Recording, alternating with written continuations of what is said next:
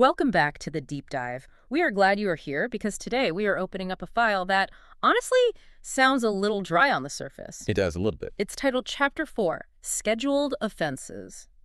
It sounds like something you'd find in the back of a dusty filing cabinet, right?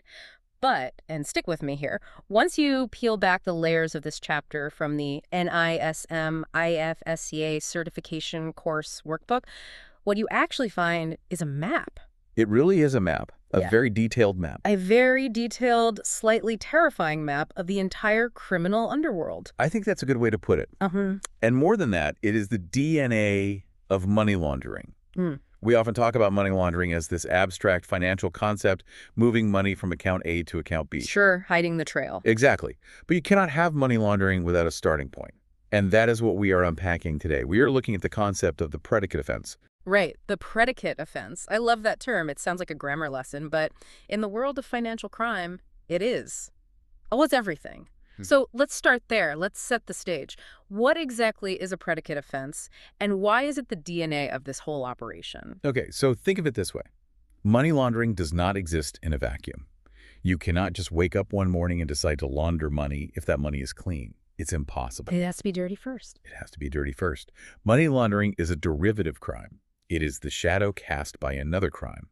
If there is no original crime, no theft, no drug deal, no fraud, no bribery, then legally speaking, there are no proceeds of crime. And without proceeds of crime, the Prevention of Money Laundering Act, or PMLA, simply doesn't apply. So it's a chain reaction, a domino effect. To get hit with a money laundering charge, you first have to commit or be involved in a specific crime that generates that dirty money. Exactly. And the law is very, very specific about which crimes trigger this chain reaction. It's not just any bad thing you do. It has to be a crime listed in the schedule to the PMLA 2002.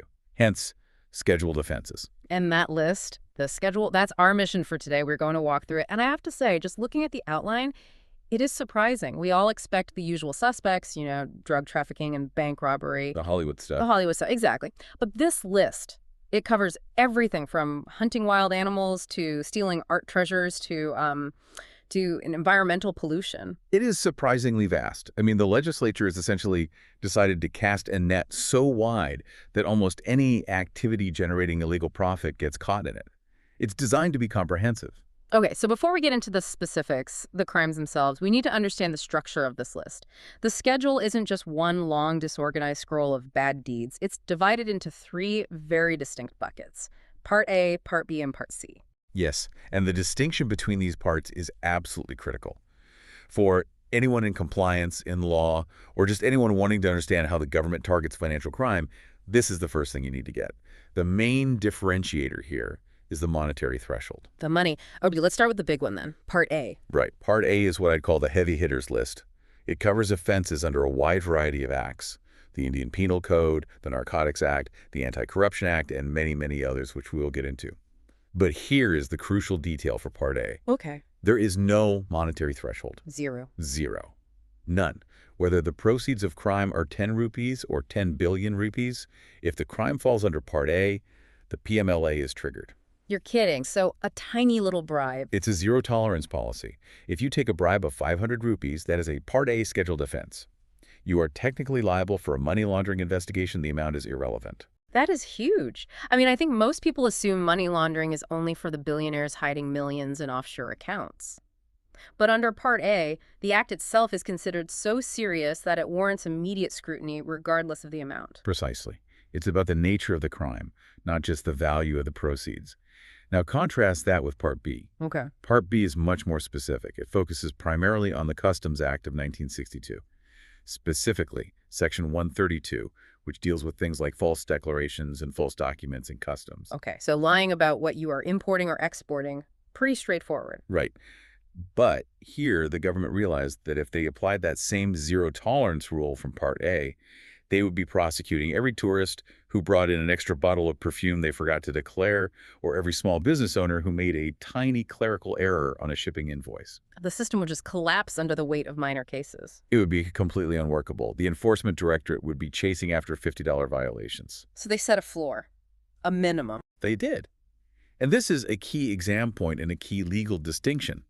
For an offense in Part B, that is, a customs offense, to be considered a scheduled offense under the PMLA, the total value involved must be 1 crore rupees or more. Okay, 1 crore. Now, I did notice the source text introduction mentioned some other numbers, 3 million or 10 million, but then later in the actual definition section 2, it gets very specific about that 1 crore standard. Yes, the 1 crore rupees is the definitive threshold in the current definition. You have to go with what the Act says. So think of it this way.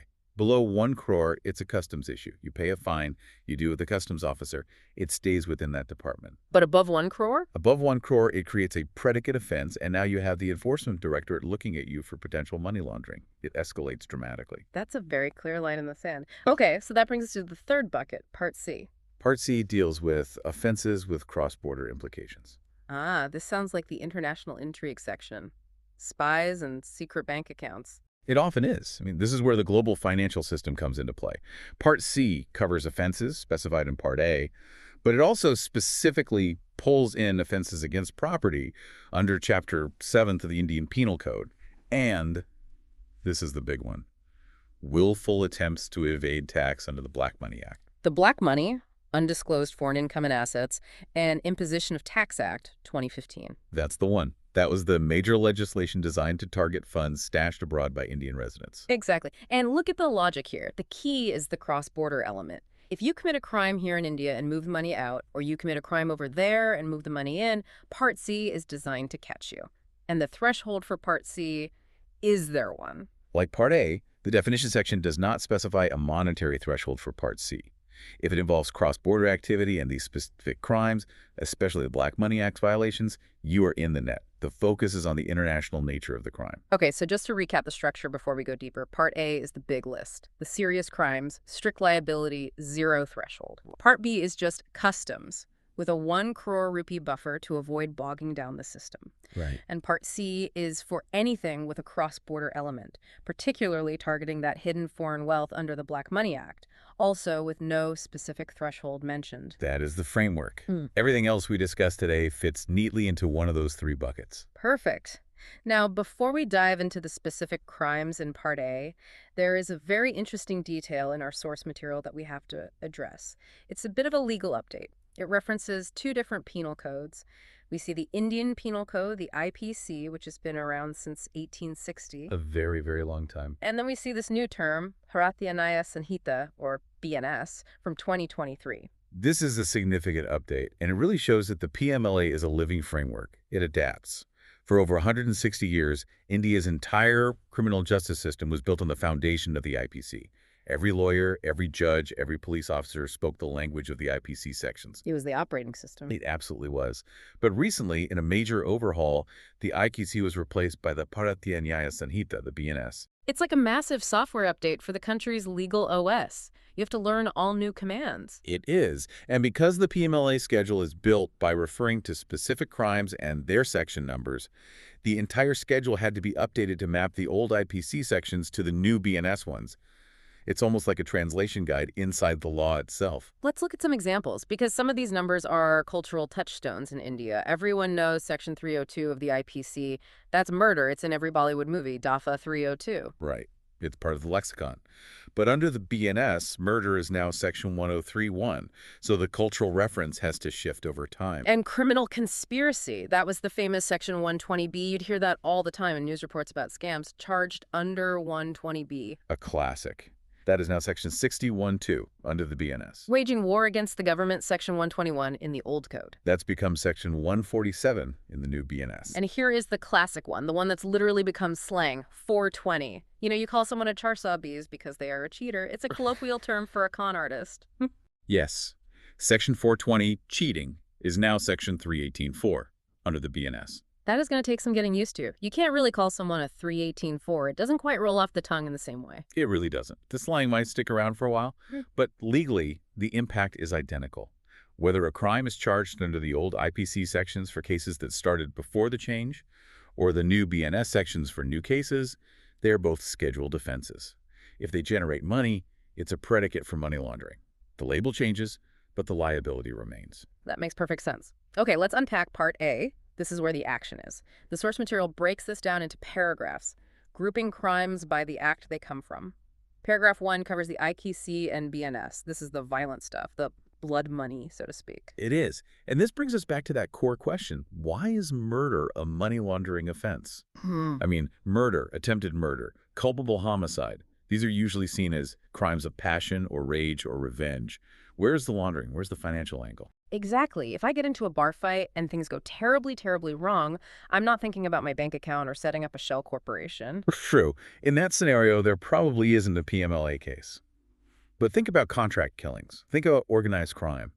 When a murder is committed to take over a rival's territory, or to silence a witness to secure a lucrative business deal, or simply because someone was paid to do it, that is a financial transaction. Ah, so the payment itself is the proceeds. The hitman gets paid, the person hiring them uses funds, which might themselves be illicit. That money is dirty from the moment the contract is made. So the proceeds of crime in a murder case could literally be the payment for the hit itself. Exactly. Or look at the other crimes listed right there in paragraph 1. It's much clearer there. Kidnapping for ransom. That is explicitly listed section 364A in the IPC or 142 in the BNS. Kidnapping for ransom is purely financial. There's no other motive. You are treating a human being as a commodity to trade for cash. Correct. So that ransom money is immediately, without question, proceeds of crime. If you take that ransom money and try to buy a house or deposit it in a bank or even just pay your bills with it, you are laundering money. The schedule also lists extortion, robbery, and dacoity. I mean, these are crimes specifically designed to generate illicit funds. There's no ambiguity there. None at all. The PMLA ensures that if you rob a bank, you aren't just charged with robbery. The moment you try to use that stolen cash, you're charged with laundering it. Gives the government a second, powerful tool to attach your assets and claw back the money. Paragraph 1 also mentions waging war against the government of India. That feels like a whole different level of seriousness. It's about sedition and national security. It is. This touches on national security. And notice what sits right next to it in the list. Counterfeiting. Counterfeiting government stamps and, more importantly, counterfeiting currency notes. IPC 489A or BNS 178. Fake currency is a double whammy, isn't it? From a laundering perspective, you are creating fake value out of thin air, and then you have to launder it into the real system to make it usable. That's a perfect way to describe it. The very act of distributing fake currency is a money laundering operation in itself. You are taking something with zero intrinsic value, the fake note, and exchanging it for real goods or real change, effectively washing it into the legitimate economy with every transaction. Okay, now moving to paragraph 2 of Part A, we get into the Narcotic Drugs and Psychotropic Substances Act, the NDPS Act of 1985. This is the classic scenario. When people think money laundering, they think drug cartels. And for very good reason. The global narcotics trade is one of the largest generators of illegal cash in the world. The schedule lists various contraventions related to poppy straw, coca plant, opium, cannabis, and manufactured drugs. But I want to draw your attention to something specific in the text. It's not just about the person selling the baggie on the street corner. I see it. Section 27A, financing illicit traffic and harboring offenders. That is a critical inclusion. It's designed to go up the chain. It targets the financiers. You might never touch the drugs yourself. You might sit in a clean office tower 1,000 miles away. But if you provide the funds for the shipment, or if you knowingly provide a safe house, a warehouse, anything that's harboring for the traffickers, you are committing a scheduled offense. That broadens the net significantly. It's not about possession, it's about enabling the enterprise. And Section 29 is here too, which covers abetment and criminal conspiracy. So now think about the support system. If you are the accountant for the cartel or the lawyer who helps them set up the logistics company to move the product, Section 29 pulls you in. You are part of the chain. You're an abettor, conspirator. Okay, next up we have paragraph 4, the Unlawful Activities Prevention Act, or UAPA. This deals with terrorism. Right. And this is where we see the clear intersection of AML, which is anti-money laundering, and CFT, which is combating the financing of terrorism. They're often talked about as twins, AML, CFT, but the flow of money is actually quite different. How so? I would have thought it's all just dirty money. Well, not always. In classic money laundering, like with drug money, you have dirty money that you are trying to make look clean. You're trying to integrate it into the legitimate economy. Right. In terrorist financing, you often have the reverse. You often have clean money from salaries, legitimate business profits, donations to charities, that is being gathered together to perform a dirty act. That's a fascinating distinction. So the source of the funds can be legitimate, but the purpose makes it criminal. Does the schedule cover that? It does, explicitly. Under the UAPA sections listed here, Section 17, which is raising funds for terrorist acts, and Section 40, raising funds for a terrorist organization, the act of gathering the money is the crime. Even if the money comes from perfectly legitimate sources, if the intent is terrorism, it becomes a scheduled offense, and those funds are proceeds of crime. And Section 21 is interesting, holding proceeds of terrorism. Yes. So this means just being the bank account holder for a terrorist cell, even if you don't spend the money yourself, makes you liable. It targets the entire financial infrastructure that allows these groups to operate, to exist. Let's pivot now. We've done the violent stuff and the terror stuff, which are sort of the expected predicate offenses. Let's look at the crimes that happen in air-conditioned boardrooms. Part A, Paragraph 8 covers the Prevention of Corruption Act 1988. Yes, white-collar crime. This is where the lines can often get blurred in the business world, and it's where compliance officers need to be extremely vigilant. The schedule includes Section 7, public servants taking gratification, which is essentially bribes. The classic bribe, but it goes beyond just the public servant taking the money, right? I see Sections 8 and 9 here, and they cover influence peddling. This is a huge risk area for corporations. This is not about the public servant. This is about the person paying the bribe. Taking gratification to influence a public servant by corrupt or illegal means, that's Section 8, or even just by using personal influence, which is Section 9. Okay, let's play that out. Let's say a company hires a consultant to help them get a big government permit approved. The consultant claims they can speed things up because they know the minister personally. A very common scenario. If that consultant takes a hefty fee specifically to use their personal influence to sway that public servant, that fee is proceeds of crime. The entire transaction is tainted. You cannot just outsource bribery and think your hands are clean. The PMLA will follow that money. And Section 13 is also listed, which covers criminal misconduct by a public servant. Right, which often includes the offense of amassing assets disproportionate to their known sources of income. If a government official on a modest salary is somehow buying luxury villas and driving sports cars, the PMLA allows the authorities to investigate those assets as the proceeds of corruption. The message is clear. Corruption money is dirty money. You cannot legitimize a bribe by running it through a shell company or buying property. Speaking of shell companies and corporate malfeasance, let's jump to paragraph 29. It covers the Companies Act, 2013. Now, there is only one section listed here, but it looks like a big one. It is a massive one. It's probably one of the most powerful sections in the entire schedule. Section 447, punishment for fraud. Fraud is a very big word. What does it cover in the context of the Companies Act? Well, in the Companies Act, Section 447 is defined incredibly broadly. It's a catch-all. It covers any act, any omission, any concealment of any fact, or any abuse of position committed by any person with the intent to deceive, to gain an undue advantage, or to injure the interests of the company, its shareholders, or its creditors. That covers almost everything bad you can do inside a company. It does. Falsifying the books of accounts. That's fraud under 447. Misstating your assets to get a bigger loan from a bank. Fraud. Siphoning off company funds to a promoter's personal entity. Fraud. This single section brings a huge amount of corporate activity under the PMLA umbrella. If you commit corporate fraud, the money you generate, the inflated bonuses, the gains from inflated stock value, the siphoned funds, it is all proceeds of crime. And connecting to that financial world, paragraph 11 covers the SEBI Act, the markets. The Securities and Exchange Board of India Act from 1992. Specifically, it lists Section 12A red with Section 24. This section is the heart of market integrity rules. It prohibits manipulative and deceptive devices, insider trading, and fraudulent schemes related to securities. I think a lot of people, maybe historically, viewed insider trading as a regulatory issue. You get a slap on the wrist, you pay a fine to SEBI, maybe get banned from trading for a year or two. That used to be the mindset, yes. But by listing it as a scheduled offense, the game changes completely. If I trade on inside information and make a profit of, say, 5 crores, that profit is now legally defined as proceeds of crime. The Enforcement Directorate can come after those profits. They can attach my assets.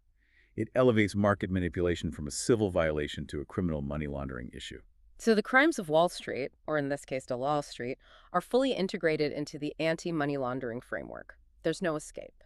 Now, this is where the deep dive gets really, really interesting for me. We have covered the expected stuff: violence, drugs, corruption, fraud. But Section 5 of our outline covers niche, environmental, and social crimes. I was actually surprised by how broad this net really is. It is fascinating, isn't it? The legislature has essentially decided that any highly profitable illegal activity needs to be covered, regardless of the sector it happens in. Take paragraph 6, the Wildlife Protection Act, 1972. Hunting wild animals, Section 51 read with Section 9, and it also lists Section 49B, prohibition of dealings in trophies and animal articles. Think about why this is here. Poaching isn't just about a local hunter trying to feed his family. The international trade in tiger skins, rhino horns, elephant ivory, pangolin scales. It's a multi-billion-dollar global industry. It is organized crime, plain and simple. So poaching a tiger is a predicate offense for money laundering. Yes, the money generated from selling that tiger skin on the black market is dirty money. By making it a scheduled offense, the government can use financial investigation tools to track the money flows of these international poaching rings. They can catch the financiers sitting in a city office who are funding the poachers out in the forest. It treats wildlife crime as the serious economic crime that it is. And following that environmental theme, there's paragraph 25 and 26, the Environment Protection Act and the Water and Air Acts. This is one of the most progressive and perhaps underappreciated parts of the entire schedule. It lists offenses like discharging environmental pollutants beyond permissible limits, polluting streams and wells, and violations by industrial plants. Okay, walk me through the money laundering angle here. This one feels less obvious. If a factory pollutes a river, how is that generating proceeds of crime? It's causing harm, not making a direct profit from the pollution itself. It's the concept of illegal cost avoidance.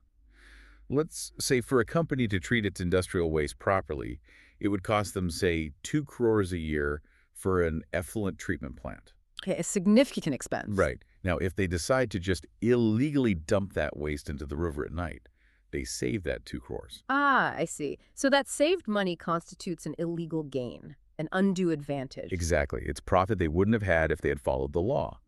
It creates an unfair advantage over their competitors who are spending the money to be compliant. Theoretically, those savings can be argued as proceeds of crime. It puts environmental compliance squarely in the money laundering conversation. It's not just about paying a fine to the Pollution Control Board anymore. It's about risking a PMLA investigation into your company's finances. That is a powerful shift in thinking. Wow. Okay, what about paragraph 10, the Antiquities and Art Treasures Act? This targets the smuggling of our national heritage.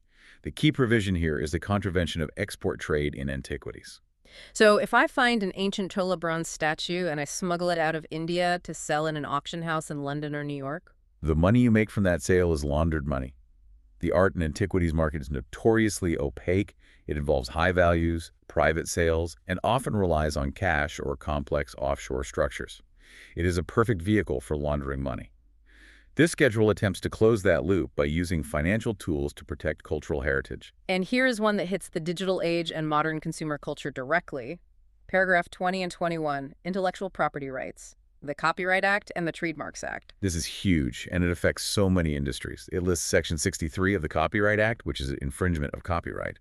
And from the Trademarks Act, it includes applying false trademarks or selling goods with false descriptions. So we are talking about selling counterfeit designer bags on the street, or running a website with pirated software, or even a large-scale operation streaming pirated movies. Yes, all of that. If you're running a massive operation manufacturing and selling fake luxury watches or pirating and selling software, you're generating proceeds of crime. It is a scheduled offense. It really changes how you look at knockoffs. It's not just a cheap bag you bought on a holiday. The person running that operation is committing a predicate offense for money laundering. Exactly. It recognizes that IP theft is not a victimless crime. It's a serious economic crime that funds other illicit activities. Now, the list gets much darker again when we look at the sections on human rights and exploitation. We're talking paragraphs 7, 13, 14, 15, 16, and 17. This is the humanitarian aspect of the schedule, and it's incredibly important. We have the Immoral Traffic Prevention Act, which covers running brothels, procuring persons, and human trafficking. We have the Bonded Labor System Abolition Act, the Child Labor Act. And the Transplantation of Human Organs Act. That's a chilling one. It is. It lists Section 19, Commercial Dealings in Human Organs. The so-called red market for kidneys and other organs is driven entirely by money. It is a gruesome, exploitative trade. It's terrifying to think about, but it makes complete sense from a PMLA perspective. People aren't stealing kidneys for a hobby. They are doing it for massive profits. Precisely. By listing it as a scheduled offense, the law empowers financial investigators to freeze the assets of the doctors, the brokers, the hospitals, and the entire network involved in this illegal trade. It attacks the profit motive that fuels this kind of human misery. The list also includes the Juvenile Justice Act for things like cruelty to children or employing them for begging rings, and the Immigration Act, which targets illegal immigration rackets that exploit people desperate to move abroad. These are all crimes that prey on the most vulnerable people in society. The PMLA is essentially saying, we will take away the financial incentive for these crimes. We will make sure that crime does not pay, especially when the cost is human suffering. Let's move to Section 6 of our outline. Technology and other specific acts. We touched on IP, but paragraph 22 lists the Information Technology Act of 2000. Right, and specifically it points to Section 72, which is the penalty for breach of confidentiality and privacy. It also mentions Section 75, which is important because it gives the Act extraterritorial jurisdiction for offenses committed outside India. This is increasingly relevant with data theft, ransomware, and massive cyber crimes becoming so common. Absolutely. People say data is the new oil, and stealing it is incredibly lucrative. If a criminal syndicate steals a hospital's database of personal health records or a bank's list of credit card numbers and then sells it on the dark web, they are generating proceeds of crime. The IT Act inclusion ensures that these cybercriminals can be prosecuted for money laundering, not just for the act of hacking. And then, to round out Part A, we have the Arms and Explosives Acts in paragraphs 3, 5, and 9. Yes, the Arms Act of 1959. This covers manufacturing, selling, or possessing prohibited arms and ammunition, and of course the Explosive Substances Act.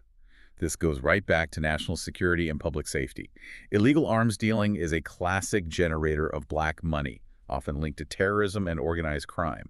It really completes the picture of what Part A is trying to cover. Violence, drugs, terror, corruption, corporate fraud, environmental crime, smuggling, cybercrime, and arms trafficking. That is Part A. An absolutely massive, all-encompassing list. That is the heavy lifting. But we need to circle back to Part B and Part C to ensure we fully understand the nuances there, because the rules change, don't they? We mentioned Part B as the Customs Act. Right. It's paragraph 12 of the schedule. It lists Section 132 of the Customs Act, which, as we said, is about making false declarations, using false documents, and so on. And just to hammer this home, because you said it's a key exam point and a key legal point, what is the threshold again? 1 crore rupees. So if I'm an importer and I undervalue a shipment by 50 lakhs to save on customs duty, You're in trouble with the Customs Department. You will almost certainly have to pay heavy penalties, maybe even face prosecution under the Customs Act. But it is likely not a money laundering case under the PMLA. but if I undervalue that same shipment by 1.5 crores, Now you have crossed the threshold. It is now officially a scheduled offense. The Enforcement Directorate can step in and initiate a PMLA investigation on top of the customs case. why the threshold? Why not just make it 0 like all the serious crimes in Part A? It is almost certainly a matter of practicality and resource allocation. Customs violations happen frequently, and many are for relatively small amounts or are due to clerical errors. The PMLA is a very heavy hammer. You don't want to use it for every minor infraction. By setting the 1 crore threshold, they're reserving it for serious high-value duty evasion that has a significant impact on the national exchequer. That makes a lot of sense. Prioritizing the big fish. And finally, Part C. We defined it as having cross-border implications, but it has that very specific link to tax evasion that we need to clarify. It does. It's worth reading the line. It explicitly includes the willful attempt to evade tax, penalty, or interest, referred to in Section 51 of the Black Money, Undisclosed Foreign Income and Assets, and Imposition of Tax Act 2015. That is a mouthful. What does it mean in practice for an individual? In practice, it bridges the gap between domestic tax law and international money laundering enforcement. Let's say you are an Indian resident and you have an undisclosed asset holding foreign income, a secret bank account in Switzerland, or a property in London that you haven't declared to the tax authorities here, and you are willfully evading tax on the income from that asset. That act of tax evasion itself becomes a scheduled offense. Under Part C, yes. This is incredibly powerful. It allows Indian authorities to pursue those funds and the people hiding them, even if the assets are sitting in a foreign jurisdiction. It gives them the legal basis to use treaties and request cooperation from foreign governments to freeze those assets. So looking at this entire landscape, Part A with its 0 tolerance, Part B with its 1 crore customs filter, and Part C targeting black money abroad, It feels like the scheduled offenses list is basically a who's who of bad behavior. It is, and it reflects the modern reality that money laundering is the lifeblood of almost all serious, profitable crime. Whether you are poaching rhinos, hacking databases, trading on inside information, or running a drug cartel, the one thing you all have in common is that you are generating money you cannot explain to the bank. And that is the mission of this deep dive, isn't it? To help you, the listener, realize that money laundering isn't the crime itself, it's the financial shadow that is attached to all these other more tangible crimes. Precisely. The old saying is follow the money. The PMLA is the legal tool that lets law enforcement do exactly that. The goal is to kill the profit motive.